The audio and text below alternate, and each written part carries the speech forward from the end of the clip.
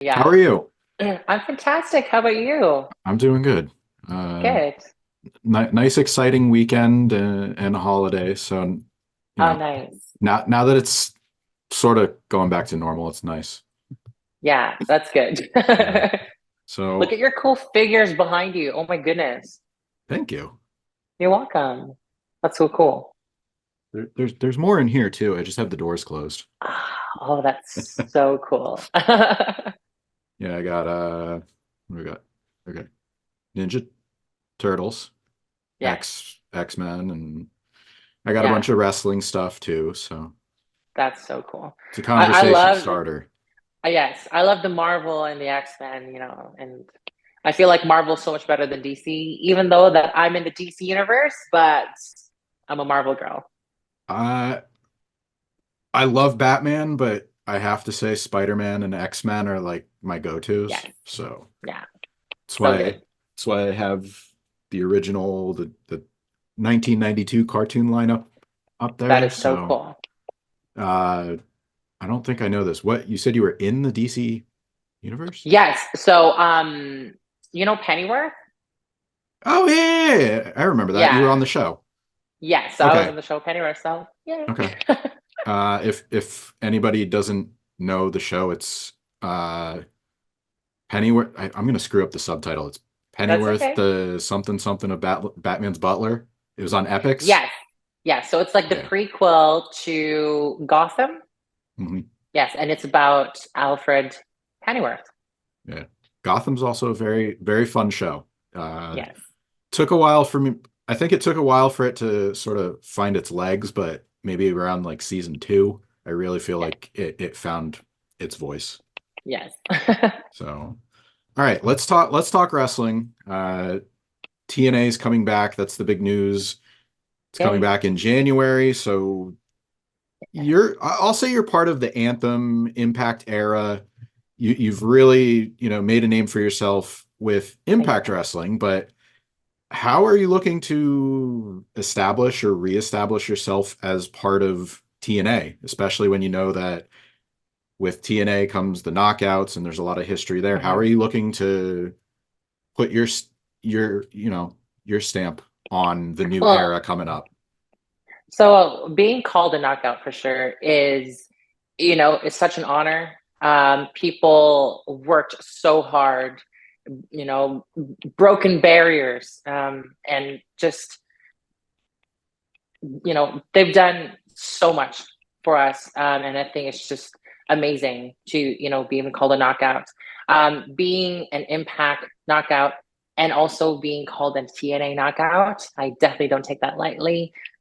It's just so amazing. I'm really excited about it. But also, I think that being the first, trans woman impact knockout and TNA knockout, I feel like I have such a huge responsibility now, for people, for the next generation, that hopefully I'm doing them, the service that the people that came before me, paved the way Hmm. for me and for, other people too. But I hope that I can do that for the next generation. Is there an element of the TNA era that you're maybe most looking forward to being part of that wasn't necessarily possible when the company was still Impact Wrestling?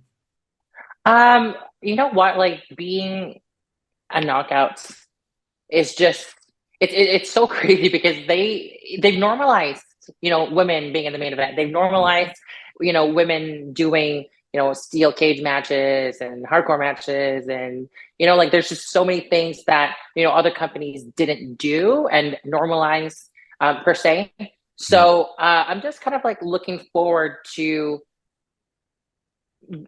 you know, uh, see what we can offer in this generation, because that is such a big shoe to fill. And I think that we just want to focus on, how we can maybe push it, even, push the envelope more. We spoke with Vert Vixen and Zeta Steel in different interviews for us on WrestleZone. They both Hmm. cited you as inspirations in Oh, various ways. And Vert Vixen said that, she was really proud of the match that she had with you. It lit a fire under her. And then Zeta, on the other hand, said that you gave her a little bit of motivation for her character, a little bit more Mhm. direction. You weren't working with them in Impact Wrestling, but do you look at yourself as like maybe a role model that can not only motivate talent, but maybe show people that TNA is like the right place for them? Of course, like I feel like, when you're at the company or any company that you're in, you are representing the brand, you're a representative of the company. So I feel like whatever you do when you step outside of the company, if you're doing independent scene, that reflects to the company. So I think it's Mhm. really important that, you know, uh, you treat them the way you want to be treated. And I feel like it's not just a company thing, it's more of just like as a personal thing. I want to motivate people and empower people and hopefully push them to their limits that they're like, oh my gosh, like that really lit a fire under me. And I want to be like, I want to perform in that level, like constantly. And I Mhm. feel like that's my goal in wrestling. And, I just hope that I leave a mark. Um, other than the fact that it's like, okay, like she's the first, trans woman who was signed with Impact Wrestling into TNA Wrestling. And I think that, that should just be a part of my legacy. And hopefully that when I'm done with wrestling, it's more of just, she was great to work with. And she just, you know, pushed me to my limits.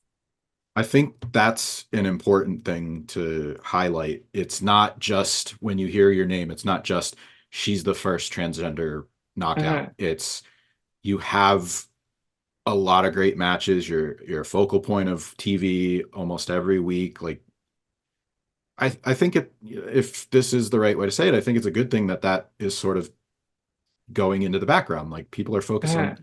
people are focusing on your work, and it's not the first thing that people are thinking of like every single Right. time. Like there are talent in the past that's what always came up first, or maybe that's the only thing that Right. came up. So I think Impact has done a great job, not just with you, but just including the LGBTQ community in general. Like it's refreshing to see that they're open to having talent be themselves, and that's creatively speaking. Mm-hmm.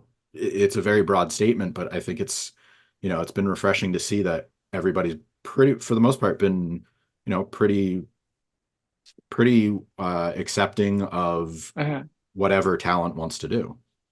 Yeah, I feel like at Impact Wrestling, TNA Wrestling, everyone is so diverse. The company's so diverse, and they really promote diversity, equality, and that's why they gave the knockouts the platform that other companies didn't way back when, and that's why that they're so, they're very forward thinking, and it's great that me being as a trans woman is just being put in the back burner because I feel like that's not really the main thing about me. I am a wrestler, like first and foremost, and being a trans woman is just a part of me. That's not who I am.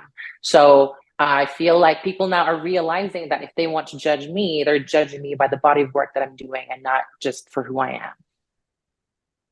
I first caught on to your work when you were still working with Rev Pro. You had a really great title reign there. It seemed like Thank you. you're constantly on the ads for them. When did the conversation about coming to Impact first start? Because Well, so you didn't come over right away, but when did no. that first start? So in 2018, I had my first opportunity with Impact Wrestling. And, that time I personally felt like I was like, oh, I'm ready. I'm really ready. But to be honest, like I wasn't. And, I really had to hone my craft, be sharp at, the tiny little details and work on those things and, make a name for myself and get a buzz for myself. So that's when I decided to go to the UK, lived there for 3 years. And I put the work in. I started from the bottom and literally climbed that ladder and made sure that other companies up there, like the big companies noticed who I was and that they would give me opportunities. And that's all I'm asking for is just one opportunity and I'll show you why you want to keep me. I mentioned earlier that I didn't want to call you a scout, but I saw a picture that you just posted. So I think this is more appropriate to say you were scouting Yeah. GWV or GYV. Yeah. You got to catch up with them. Do you, how much are you pushing to? I know it was just maybe you, catching up, you but how hard are you pushing to maybe see them on Thursday nights? It's really funny that you say that because, like, I am no means, that I'm a scout at all. I just so happen to be photographed with, these people, not just them, but like in my previous, year or years, Hmm. and just being at the right time, right place, and then people are like, "Oh my God, like you're a scout." But with them, I think that they're just so amazing. I really love them. And also, I met them in the UK when I was living there, and they've just been so kind to me. They're just great. And if they decide to come to Impact Wrestling, I think they would be a great addition, and like they want to wrestle. And I feel like at TNA Wrestling next year, we're making big moves. And I feel like, as a fan, as a wrestler, I would love everyone to just hop on to, and let's go on an adventure because it's gonna be amazing.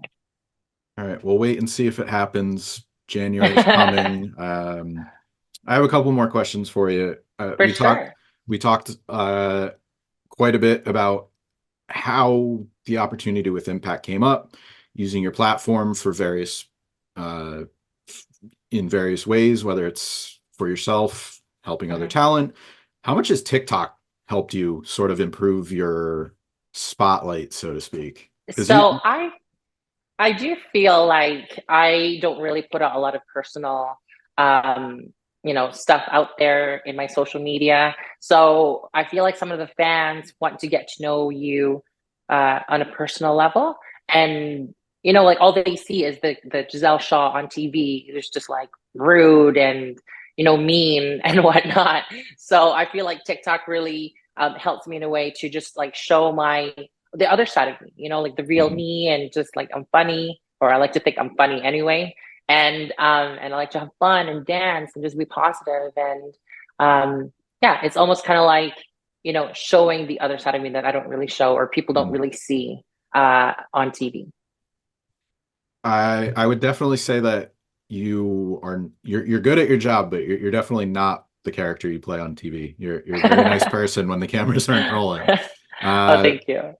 how powerful or what how do you feel about you've reclaimed the word diva, the quintessential diva. How do you Hmm. feel about putting a positive spin on that name, especially when you consider what diva meant to a certain Right. promotion, to a certain group of fans? What are your thoughts about making that your own, the word diva? Yeah, so when I started wrestling, obviously the word diva has such a bad connotation to it, and it is kind of nice that people mention that I've reclaimed it or put like a positive spin to it, because for me growing up, the diva meant so much to me. Like I looked up to these people who were strong, confident women who just weren't given, the opportunity, let's say, and and I feel like it's kind of nice that that I'm representing that. And I go, you know what?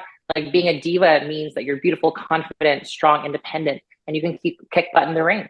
So hopefully people see that now, and then they're like, okay, you know what? Like let's not have the dirty, bad connotation for Mm. the diva.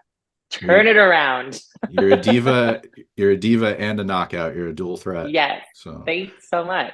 all right, final question. I usually do a watch list. Is Okay. there a match that you feel like best represents why you belong in TNA wrestling? The one that you would sit down people and just be like, here's what Oh, you my can, my match. your matches. Is Oh, there one that best represents your work and you would sit them down and say, here's why I am a TNA knockout. Here's what you're going to get every time you yeah. see me in the ring.